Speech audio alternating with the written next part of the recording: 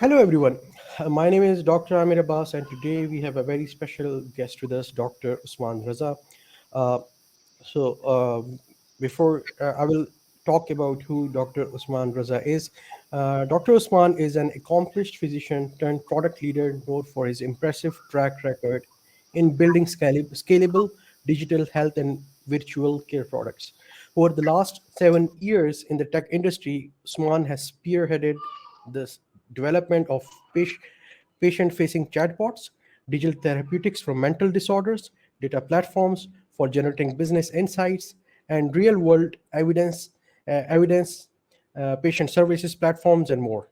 Prior to transitioning to tech industry, Usman spent almost a decade as a physician and public health professional. He led large scale public health interventions for HIV, polio vaccination, maternal and child health services, nutritional programs, and several digital transformation initiatives at public and private organizations. Usman has also consulted for UN agencies, federal and state health departments on epidemic modeling, monitoring and evaluation, and capacity building for health professionals. Usman is driven by his passion for utilizing game changing technologies to revolutionize access to healthcare, improve patient outcomes, and transform the way providers deliver healthcare. Born and raised in Pakistan, Usman earned his medical degree and residency from Khyber Medical College before receiving his MS degree from Harvard Medical School of Public Health and MI and a Master in Information Systems. I apologize. I think Dr. Usman will just educate us what MIMS stands for. And I asked him before this chat, but I forgot to put it here. So my apologies for that. But he got an MIMS degree from UC Berkeley School of Information. So with this background, Dr. Usman, what is MIMS? Thank you, Aamir, for the comprehensive introduction. It's very kind of you. I will just start by your last question. The MIMS program or MIMS degree at the School of Information. This MIMS stand for Masters of Information Management and Systems, and it's a 2 years program, very diverse. It covers topics, wide-ranging topics from computer science, information science, theory, and practice uh, across many different disciplines, anything from programming, computing to user interface design, user experience to the business aspects and management of information systems, and to technology, law, policy, and social aspects, and so on. So that was my last break from work, where I spent 2 years full time studying information systems. So that brings us to the question that you are a medical doctor, then you did a degree in public health, and then you have a degree in information systems. So why so much transition? Can you tell us a bit about this journey of yours? That how from a medical doctor and being a public health practitioner, you came toward this field? Yes. So I guess I can weave a story which would make sense, but the truth is that none of this was planned. And I started as a physician. That was the start of my career. And by the time I was finishing my residency, I was pretty sure that I was not interested in um, focusing on like individual clinical care, and I was much more interested in system level issues, and hence the choice for a public health degree. And so I was lucky enough to get to Harvard and study health policy and management there. After that, I spent about 7 8 years doing public health projects, and these were all service delivery projects across a range of public health areas, as you had mentioned in my introduction. Um, However, these years that I spent working in public health, a lot of my work was focused on digital transformation of systems that information systems that were used for these different services. So, for example, I worked at the National AIDS Control Program of Pakistan. There, I took the lead in digitizing the paper-based reporting and monitoring system, which collects data from all the different centers across the country and collates that and puts that through some analyses. So I led the design and development, and then eventually training of all the people across the country to implement that system. And around 2016 is when I finally decided, this is really my passion. This is what I want to get into, and so I made a formal transition, so to say, into the tech industry. And so I came here to the Bay Area, studied information systems, computer science, and since then I've been basically working with different startups that are producing cutting edge technology. And my passion was and still is bringing game changing technology that would revolutionize the way care is delivered to people. And so, if you look at my past work at HealthTap, as well as at Pear Therapeutics, all of these fit that definition of game changing technologies. Right. So, talking about the game changing technology, and the topic for today's discussion is ChatGPT, which is a very important. Uh, uh, I mean, it's a kind of a buzzword or a topic of discussion for many people across Yeah, the world, including Pakistan and health professionals. So, what is ChatGPT, and can you tell us a bit about that? sure. So I can start with ChatGPT, but maybe there are a few people in the audience that might want to start with the definition of machine learning. What is machine learning? So maybe I can start there. Does that Sure, sound sure. good? Yeah, yeah, that sounds good. Okay. So, all right. So I will. I actually have some slides from a couple of years ago when I did a talk in Peshawar at some point, and so I think maybe that's the easiest way to start here. So I will go ahead and share my screen. Sure, go ahead. Okay.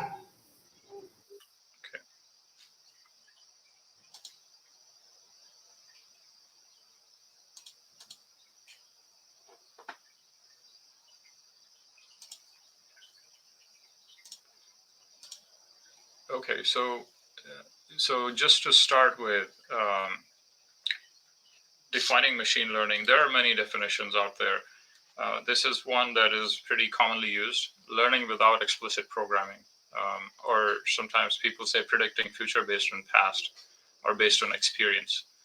Um, but then you have to define what is learning. So for that, I usually use this example. So if you think about a student in a class, he's taking a class on cardiovascular disease, um, and at the end of the session, he's asked questions, different kinds of questions.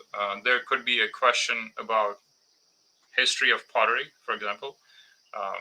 There could be questions that were asking exactly what was taught in the class, or there could be a question that is related to what was taught in the class, and it builds on that, but it's a new situation. It's a question about a new situation which the student hasn't seen before in class. So, which of these questions would be a way to assess learning? And so the kind of easy answer here is the first question is obviously irrelevant. That is not something that was discussed in the class. So that kind of question does not make sense. So the this is not learning. The second one, although you could ask questions about exactly what was taught in the class, but that's just testing memorization. However, it's when you ask a question about a new situation which is related to what was taught in the class, and the student can answer that question, then that's getting into like the concept of generalization, which is essentially what we're referring to as learning here.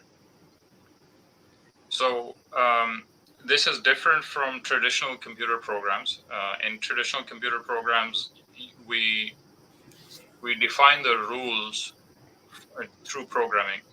So data goes in or input goes in, and the rules are defined by the computer program, and it spits out some kind of output based on those rules. Machine learning is different in the sense that we don't exactly define the rules, but we give the computer the data, and we also give it examples of outputs. So this is, in machine learning speak, it's called training. So once this is done, the computer program figures out what are the rules to go from these inputs to these outputs. And that's essentially what machine learning is.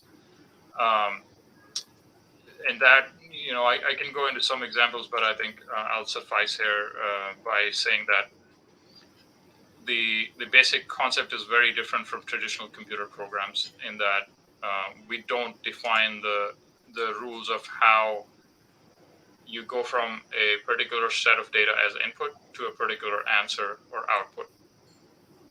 Now, let's talk about ChatGPT. I'll keep it not technical because there's a broader audience that you have, so I'll keep it very simple.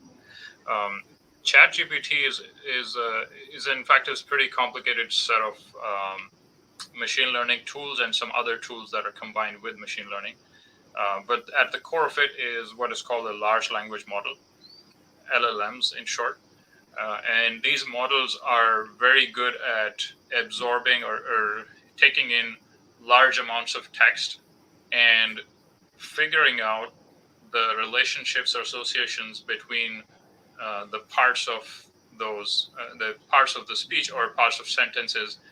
And using that, they can encode if there's a structure in the sentences and paragraphs and the articles that it's reading. If there's a structure, it can figure it out. And so, you will hear if people get into like understanding ChatGPT, how it works, they will need to learn complicated concepts like neural networks, what is encoding. There's a very core idea of attention. And so, but I won't go into those details. For the non-technical audience, I think what's important is to understand is at the end of the day, ChatGPT it's a machine learning model or a tool which is basically predicting what is the next word given all the previous words that were provided. So whatever input it's given, it comes up with the answer word by word. So it builds the answer word by word. And yes, there's a lot more nuances to that, and there's more sophistication around it. But the core function is what I'm just describing. So this is good to understand for the audience to think about. If you understand this basic concept that it's just a word prediction engine, it's predicting what's the next best word, then you start to realize where the drawbacks are, where you can use it well, where you can't use it well.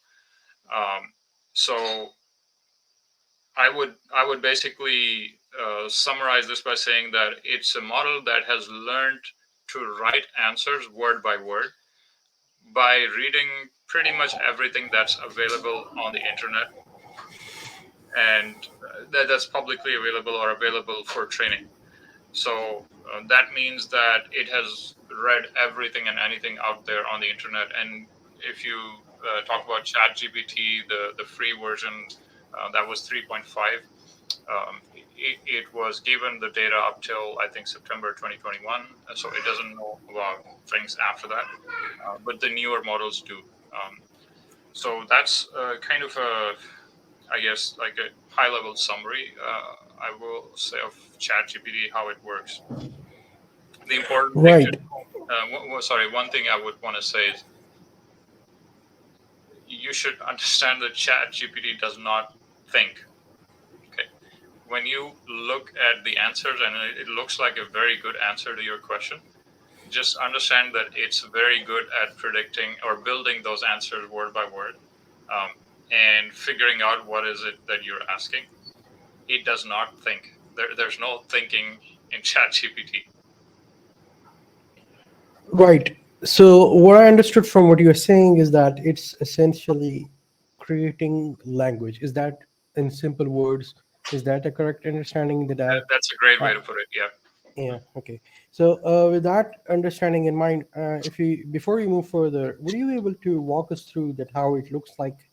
So, for if somebody has not seen it yet, they will be able to. Is that possible for you to walk us through that how it looks like and what are the different windows in it and how do we interact with it? Actually, I have one of the chat GPT windows open. I can go ahead and share my screen, Yeah. and Sure.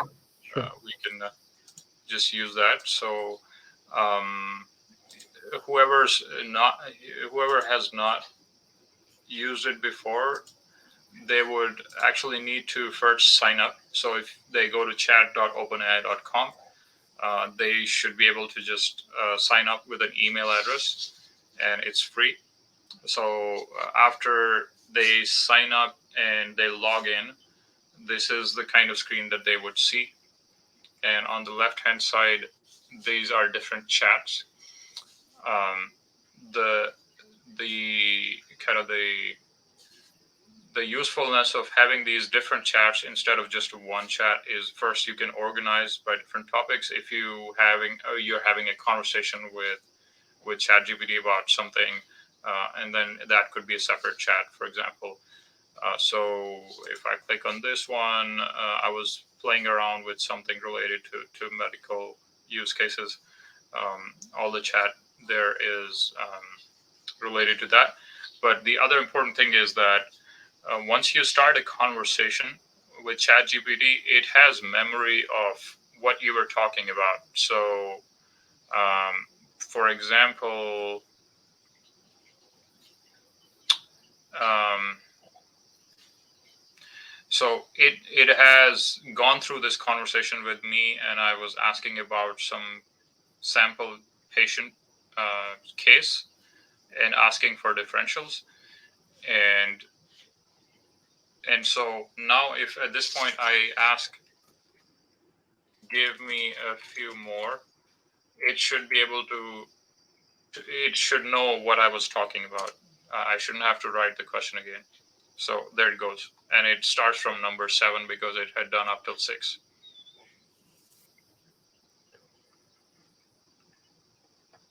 So, I mean, you can go ahead and delete these chats if you want, and you can switch them. You can create a new one. The way you create a new chat is here, and you can start off here. You can rename them. If people want to use the really good version, that is ChatGPT 4, they will have to upgrade to Plus, and that's a $20 per month package. Right. So if you can go to the differentials again, and since our follow-up question on that, and since we said that it's a language generator, so what do you think that what is your take on it as a medical doctor? That are these like how that the knowledge which has generated from here, and how good that knowledge is, how can somebody without any medical knowledge or with medical knowledge rely on this, or let me put it, because you're a project manager and let's see, somebody is saying that okay, we have this excellent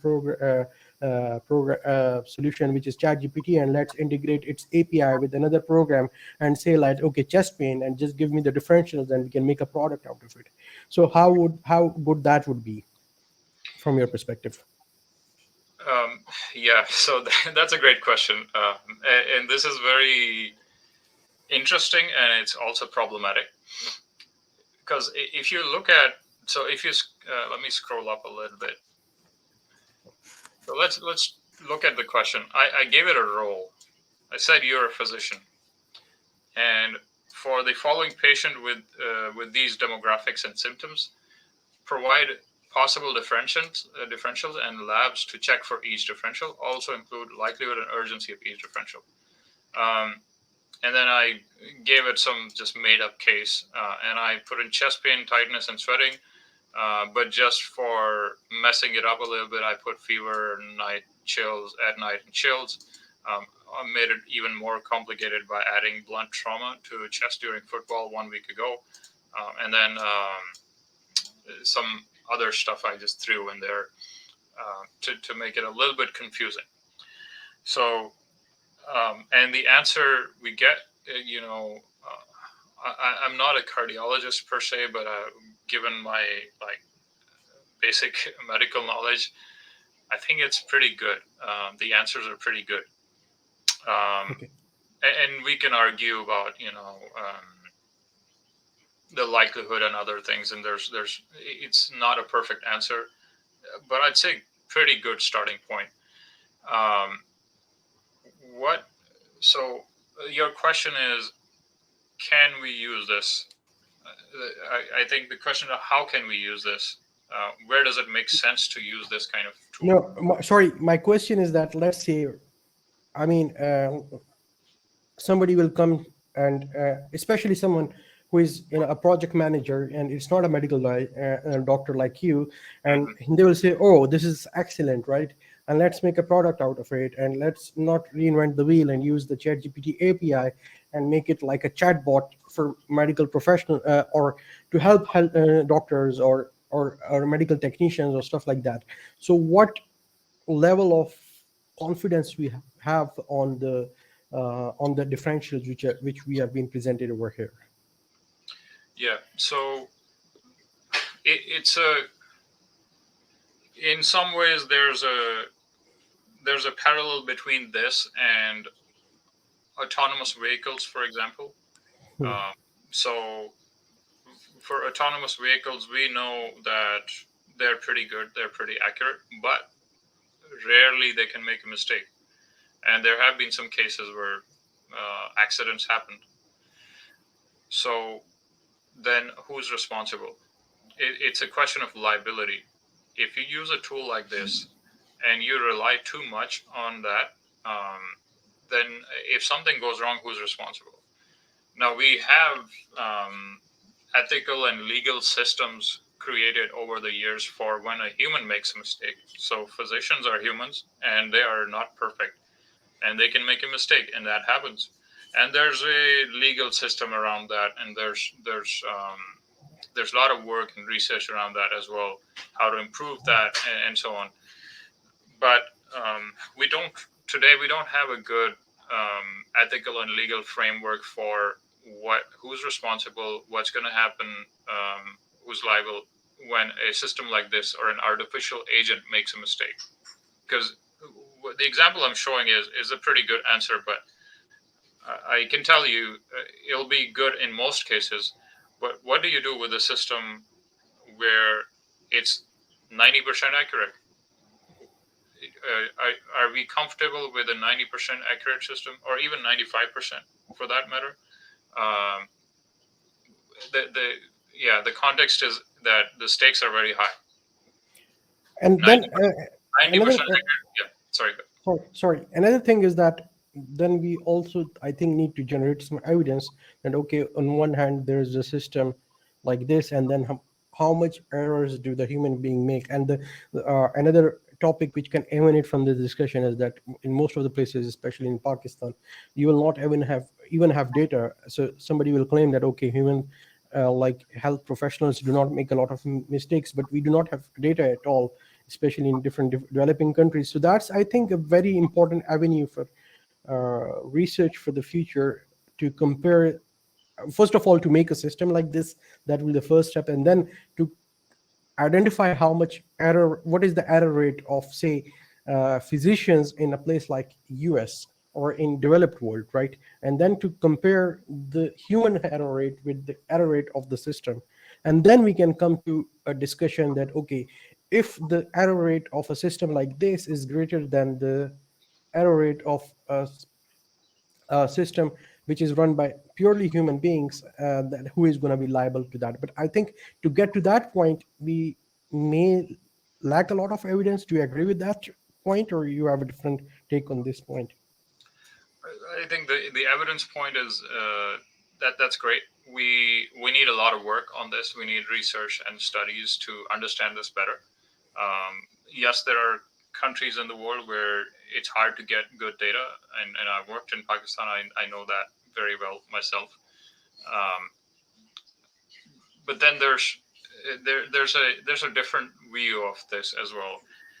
Um, and I think one of the problems that is rampant in the AI conversations that are happening worldwide today is that the conversation is typically about human versus AI, and it's like almost thought of as a replacement. And I think that's problematic.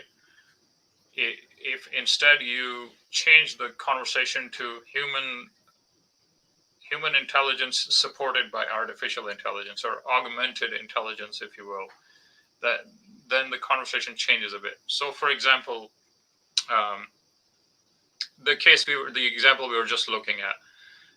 This is great. Okay, I'm working as a physician in a primary care clinic. Am I going to just replace my thinking with this? Probably not. But here's another example of where there are some human weaknesses. So, for example, recency bias is something that we all suffer from. If I see 5 cases of tuberculosis, for example, in one go, like in the last 2 days, I see 5, 6 cases, and then another case comes up and it has somewhat similar symptoms, then I'm likely to make a diagnosis of tuberculosis again. That's an example of recency bias. In that case, if I have a tool like this on my side, which lists out, it's not swayed by recency bias or anything like that, but it can give me a list of, hey, you should consider these too. These are possibilities. So that's a way to improve my work uh, by supplementing the tool or artificial intelligence where there may be some human weaknesses.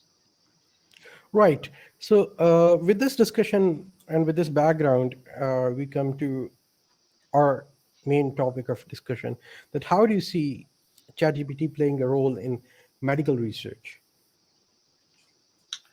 Yeah, so when we talk about medical research or research work in general and the use of ChatGPT or other tools like this, there's quite a variety of things that people are trying to do and or I'd say have already been doing.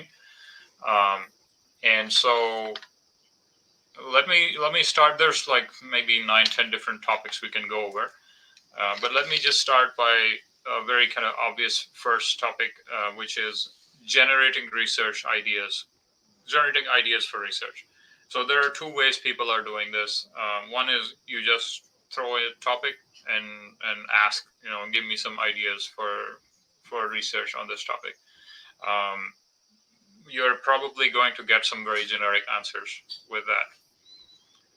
Another way that people are trying to do that is you give a input as an abstract of a study or the whole study if it fits in there, and then you ask ChatGPT, give me some ideas for a follow-up research or follow-up research based on this. So that might give you some interesting ideas.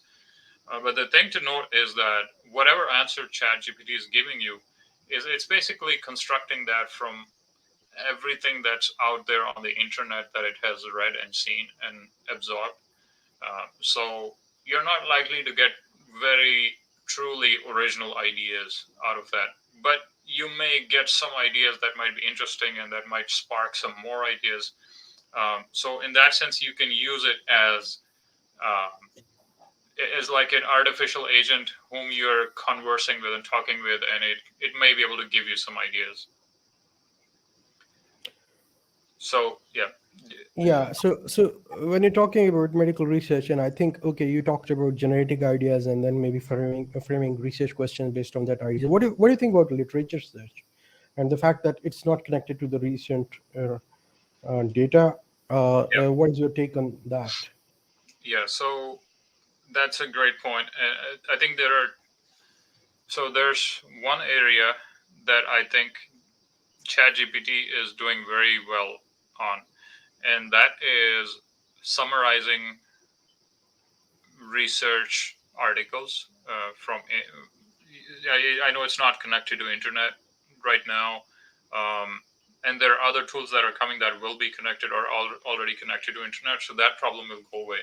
But the point is, you could give it a research study, and ask it to summarize that. That's one of the things that we do as part of literature review. Or you could ask to produce key points from a particular study. So, for example, let's see, we can. I have a. This is one of the studies that I published a long time ago, and we can try doing this in ChatGPT. So I'll copy from here.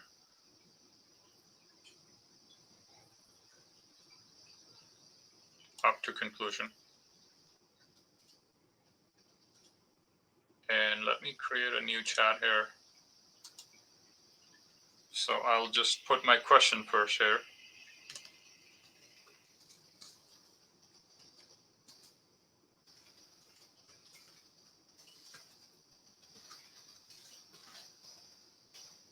Okay. Ideally, I'd remove these things like the links to go to top, etc. But anyway, let's just throw it in and see what happens.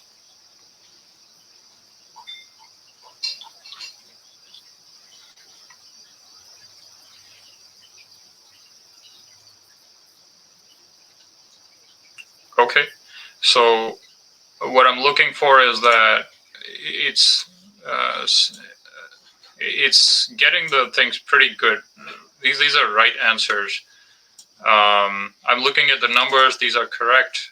It picked the drugs prescriptions correctly. This is correct.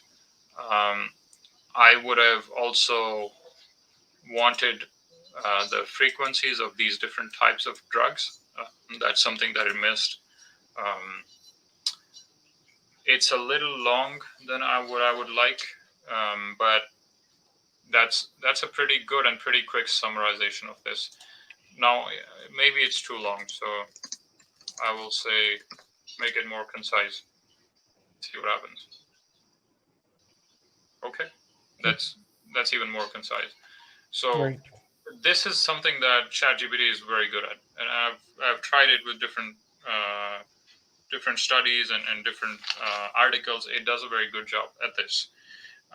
It can also provide structure.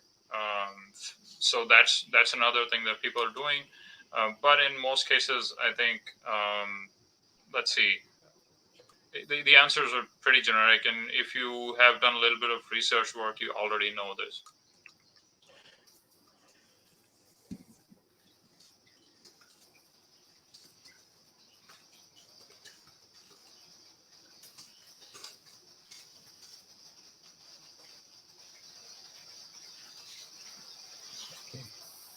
Okay, so introduction, methods, results. There's nothing that is out of this world.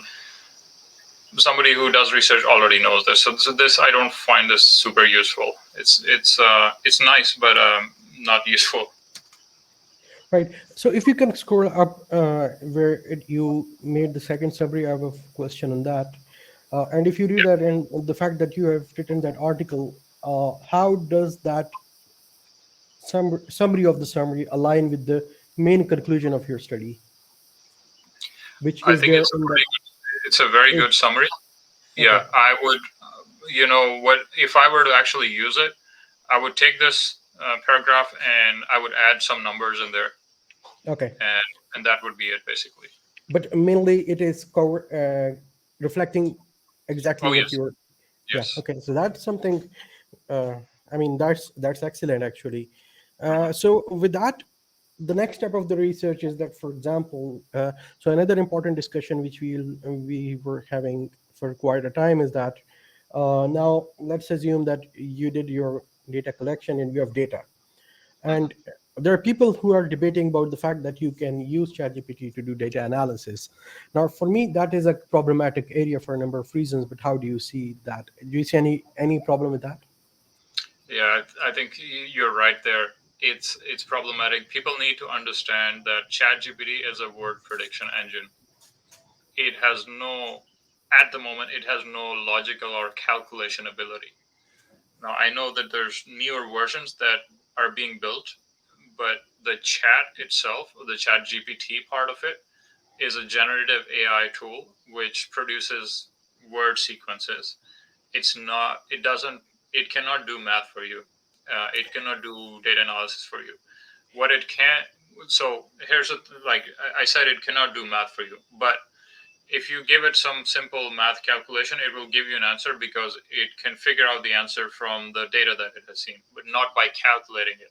It's the way to understand this is, if I say 2 by 2, it will give me the answer 4.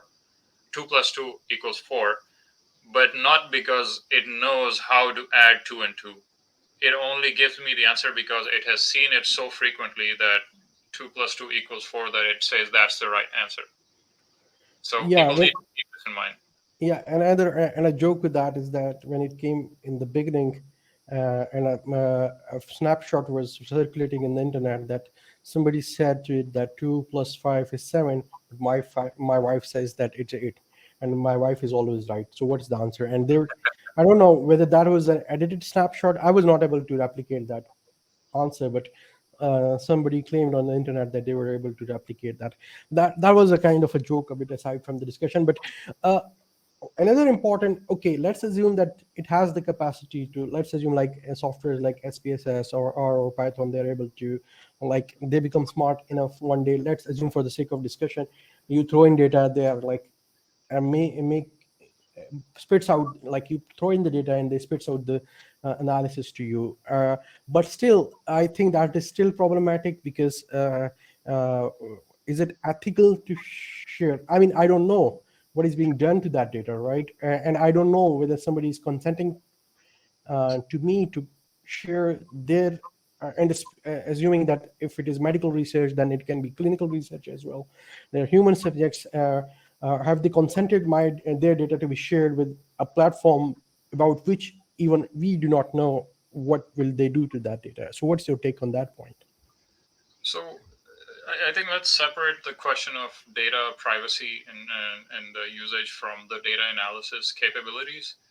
Um, the data privacy, I think that's a separate question. I don't think that the public version of ChatGPT is compliant with things like HIPAA regulations in the US, for example. So that would be a question mark. What you're putting in there and how it's where it's being stored and how it's being used. So that's a separate question. But as far as data analysis is concerned, well, there are two things to think about. One is exploratory data analysis, and let's assume that at some point in future we have these very cool tools that can do all kinds of data analyses. You give them the data and it produces data analysis for you. So that seems like a good idea if you're doing exploratory data analysis. Then the other is you have, let's say you're doing a clinical trial. In that case, you should already have a written analysis plan. So, I mean, that's how the published research works. You're supposed to have a defined clinical endpoints, for example, to measure. You can't go and change that afterwards. You have to have that in the at the start and predefined. So if you have those things defined, there's of course still a lot of data cleaning and processing to do, but the point is, then you have a predefined analysis plan, so you have to just follow that, and that might actually be easier for AI tools to do if the analysis plan is already defined. You tell it that, this is the analysis I want, so it will go ahead and do that. Right. Okay. So if we shift gears, we have already different languages. For example, we have R or Python. They're the two main languages which are used by those who use coding for data analysis. Uh, People claim that it can be used for generating code or code translation or debugging. What is your experience or what is your take on that aspect I of? think it's, yeah. So that's a good one. So as we were talking about data analysis using ChatGPT, and we said it's problematic.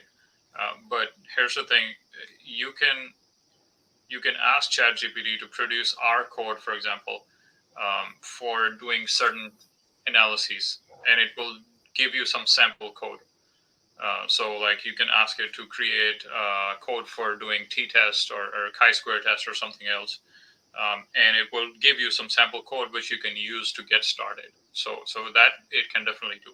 And then code translation, I think it does very well as well. So um, you can ask to do something in Python and then ask to convert that to R code or something else. I think that's also very doable. Right. So, and what do you think about uh, debugging the code? Do you think that can be Oh also? yes. Yeah. Okay. It can be used for debugging. How? So, in this way, what I think that what I'm hearing is that you'll be able to increase the efficiency of the analysis process, right? For example, in one way, right? I'm a novice R or Python coder, and I don't know exactly how to do something. And in another way is that okay, I just type something to ChatGPT in English that I just want for this data frame. I just want for this variable. I just want it to be compared with. For example, I want the height to be compared across genders and do independent sample t-test for me, and then it will spit out the code. And what you're saying that you will be able to replace your copy that code and use it for your purposes. So do you see that the efficiency of that data analysis process is going to improve, right? Absolutely. Yes. Yeah. That's something. So that's one of the, in general, this tool is going to increase efficiency of these kinds of tasks. So you can imagine, if this tool was not there, what are you going to do? Um, you Most people who are not regular software programmers, they would not remember every command and every method that is to be used. So you are trying to do something, you're most likely going to go to Google and search for how to do this, how to do that, or look up some reference. And then you may find some examples, and then you may use those examples, or maybe you use those as starting points and modify them, etc., etc. So what this tool is doing is basically doing all that work for you and just giving it to you, spoon feeding it to you in a very good way. Now, somebody may argue at this point that why should I learn R and Python when ChatGPT is there for me? Uh, what's your answer to that? Or somebody will say, okay, I don't need to learn R, I don't need to learn Python, or I don't need to learn SQL because ChatGPT is there for me. What is your take on that argument? I think for the next, maybe, nobody can predict future. So I'm going to say the next 5 to 10 years, maybe the answer is no. If you are working with a particular language, computing language, you would need to understand it a little bit more than that. So because this tool is going to make mistakes. So sometimes it will not be accurate. And when it's not accurate, then you have to be able to figure it out. So you need to have some understanding of that language in order to do that. Long term, I think we're heading towards a future where a lot of this coding and programming will be automated. And that's going to be a very interesting future because our data scientists and researchers may not be spending a lot of time doing this kind of work at that point, because we may have tools at that point where you just tell it what kind of analysis to do and it will do it for you, and you don't even need to get into code. Right. So what I think is that what is happening right now is that ChatGPT is an excellent assistant to you. It does whatever you want it to do, but in terms of coding, it's not very much accurate. And let's assume that like any supervisor or any manager, you need to have some level of coding skills to ensure that the person who is reporting to you that works well. With that said, I think the coding process is getting more competitive, right? Everybody is having like everybody now I mean what ChatGPT has done, it has democratized the access to somebody like me who is not able to afford an assistant. It has provided me with an assistant, and like there will be thousands of people or millions of people like me. So rather than competition on my individual code. Now the competition is more of how I am intelligently able to utilize the capacity of ChatGPT to compete with the world. What's your take on that point? I think that's very well put. That's a great way to describe what it is, and what it means for most people.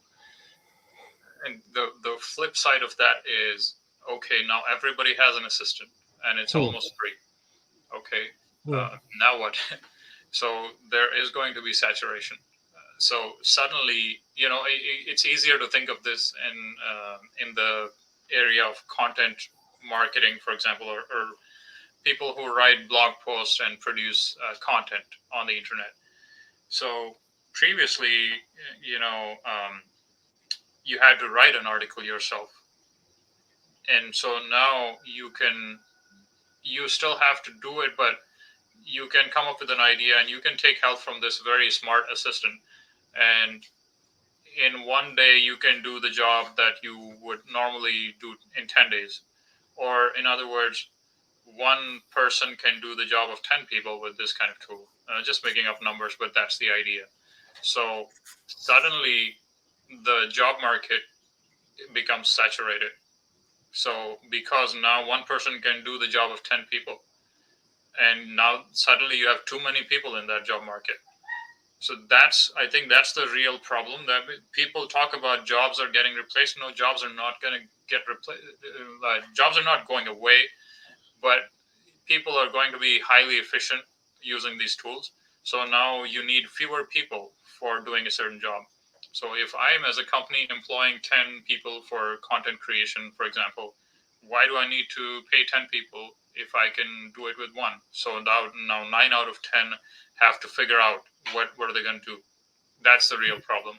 They have to justify their existence in the company, right? Otherwise, they'll get fired. Simple as that, right? Okay. One question, and then we have some questions from the participants which we have been asked. Uh, so let's assume as you talked about content creation and writing, and that may be a medical piece, or maybe that will be a scientific writing. I did that, and in my experience, ChatGPT is an excellent proofreader. So, I mean, what I do is that I write something very roughly, and so that it's the idea is clear, whether that be an email or that be a scientific portion, and I put that into ChatGPT, and it spits out a very excellently drafted version of that. I can Yes.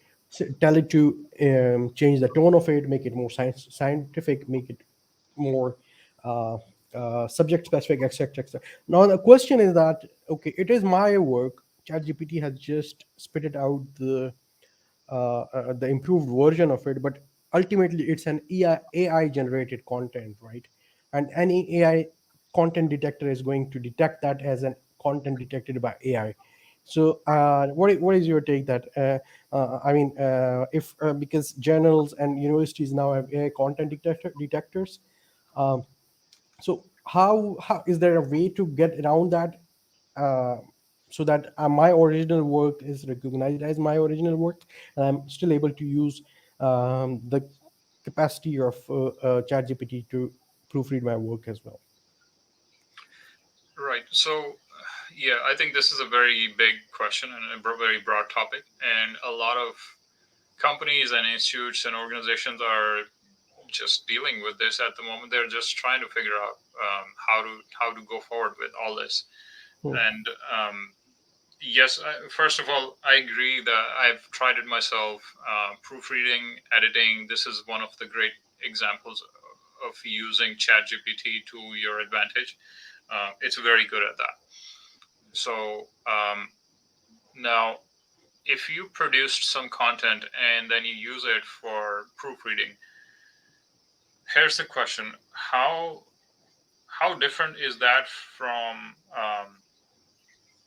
something like Grammarly, for example, or spell checking, or you instead of that you so Grammarly and spell checks are maybe too basic. So spell check is correcting your spellings. Okay, that's fine. Grammarly maybe goes one step further and it looks at your sentence grammatically and suggests alternative. nobody has questioned until now that if you are using Grammarly, then you have a problem with authorship. No, nobody said that. So this is now going even further beyond, and it can improve the style or even the structure and organization of your writing. Um, but the alternative, the way I think about this is, if ChatGPT was not there, you were not using this tool, how would you get to the same point? Maybe you go online and you look at some very good, well written articles, and you learn from that and you say, okay, this is how I should write it, and you do it. So then, is that not plagiarism? Um, I that mean, there that's is no a tool very, to, yeah, yeah, there it's is a no very tool to, fluid situation. It's yeah, yeah, it's not yeah. easy I to mean, say. yeah, there is no tool to identify if I have taken somebody's ideas. But all the plagiarism detectors work on detecting the semantics, right? And then, I mean, the idea is, and what about the Grammarly is that that's not very efficient, because for each and every line and for each and every word, I have Mm, to accept or reject the suggestion which is given by Grammarly. As opposed to that, it's very efficient. I can just throw in the whole of the text and it will just yep. throw me out the stuff. Like it will take maybe seconds, right? Right. While Grammarly takes me still, I mean, still that's very useful, but that takes me a lot of time to like go through each and every Yes. word or that. And I think, yeah, I agree that this is an ongoing discussion, and maybe in the near future we may find some solution for that, and we may not. I'm not sure about that. Yeah, I think it's not an easy question, because there is not a black and white line. There's not a hard line between yes, this is, and this isn't your work, because even in the work that you produce, you're almost always looking at other people's work and taking ideas from there and incorporating that in your writing or in your content in ways that nobody can detect semantically. It's hard to tell. I know there are tools that some universities or institutes are deploying to detect whether the output was produced by ChatGPT. Um, they are not doing great, and they are not able to detect very well. So the accuracy is, I think, in the 60s and 70%, not more than that. But on the other hand, there are also tools being developed by people to fool these tools. So this is an anti plagiarism tool. I've seen some tools around which will substitute words randomly in the answer that was produced by ChatGPT, so it's even harder to detect. So I just think this is not the right direction to go into. Institutes need to figure out a new framework for this. Right. So let's go to the questions from some of the forums on which we posted about this session. So one of the question, I think we had some discussion on this, but I will let Dr. Usman to say respond to this. I will just let you know. The question is that what are the ways to responsibly and ethically use ChatGPT in academic lives, especially writing, while preventing copyright issues, misuse of intellectual property, and plagiarism? I think we had a lot of discussion on this already. But anything which I missed, which you want to cover in response to this point? Um, I think so. One is the ethical side of it, but also know that it's just a tool and it's not going to be perfect. So use it carefully and use it as an assistant to help, but don't use it for copy pasting content and then putting it out there. That's not the best use of this tool. That's all I would say in summary. Right. So that brings another follow-up question: is that for all people who sit on the ethical review committee and who are experts in ethics, and who I think who make ethical guidelines, what and for example, there is a study who uses ChatGPT from a different aspects. Maybe some studies talking about generating content with the help of ChatGPT. Any study that involves any aspect of ChatGPT, what ethicists should consider about reviewing that study? What is your take on that? Do you mean studies about ChatGPT or I mean, studies studies in using? which, interacting with ChatGPT, people. I mean, studies about ChatGPT is one thing, right? But studies maybe again we are coming to that thing. If you are sharing some data with ChatGPT or stuff like that, because at some point, if these tools become that much intelligent that you are able to share data and they are able to analyze it, right? And I think that point is not very far. What should ethical ethicists consider to, or what framework should ethicists use to comment on the ethical aspects of these studies?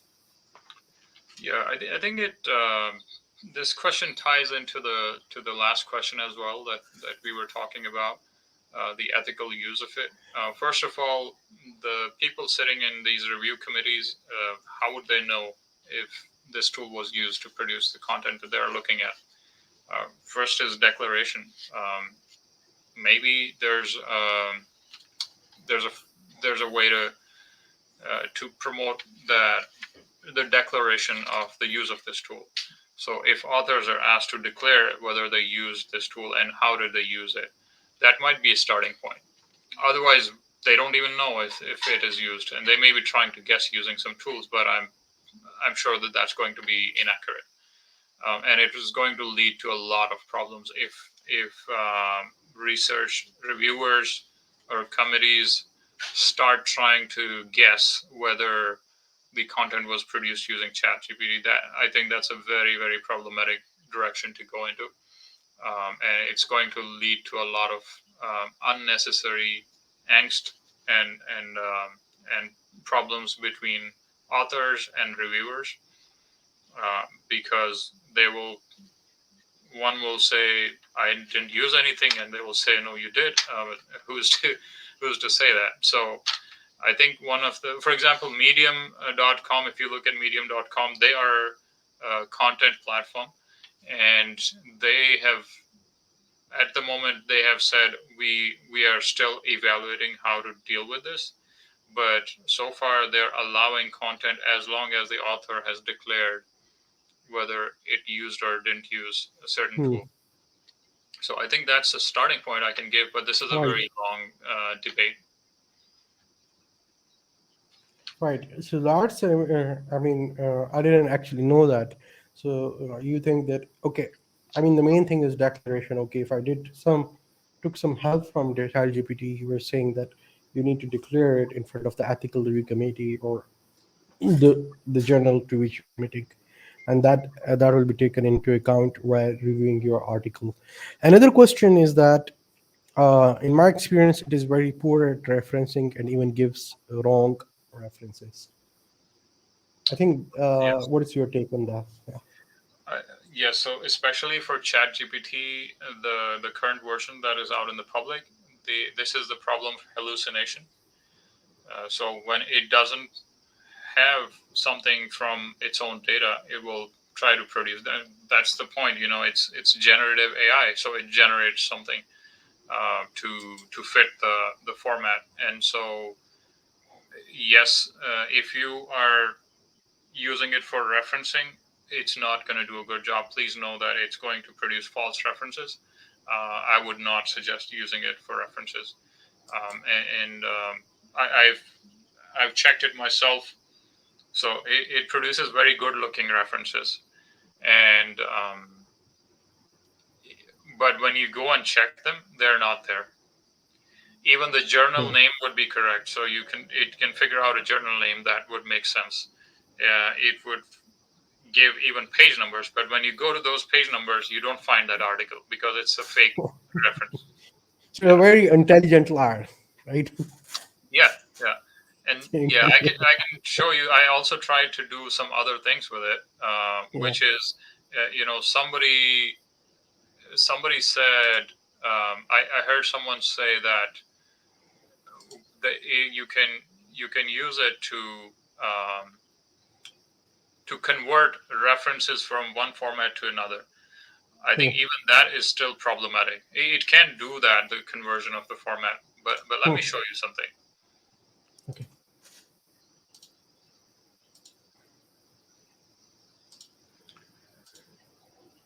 So this is in my Jupyter notebook, but you can do this in the ChatGPT as well. So it's no different.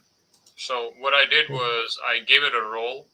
I told this is what you're doing, and then the prompt is convert the following references to APA format, and these are in Vancouver style. And I picked 3 references from a study that I had shown earlier, and so okay, so I gave it some parameters. This thing you can't control in ChatGPT, but in the backend, if you're doing it this way, you can control temperature, which is kind of, it's a way to say what's the creativity level. And so I don't want it to be very creative here. I want it to be accurate. So I set it to 0. And this is the response I get. Okay, so the formatting is actually okay. That's fine. Here's the hallucination problem. So it produces a DOI. It's a digital object identifier for the publication. Okay. And if let's copy this. And so this is a study saying irrational drug use in India. Okay. Let's go to do. We want to do a DOI search. Okay. So I click here, I put in this DOI, and I want to check this DOI. It says that DOI was not found. So it's fake. So all these DOIs that it put in there, these are fake. And I wanted to show this so that people understand that this is, they shouldn't use it for referencing. So what is AI hallucination? You use that term. What is that? So what you just saw, for example, it put in a DOI is a example of hallucination. It's coming up with some answer which is not real.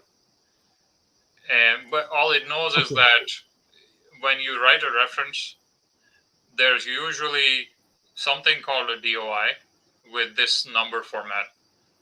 And so it's like a very smart copycat, if you will.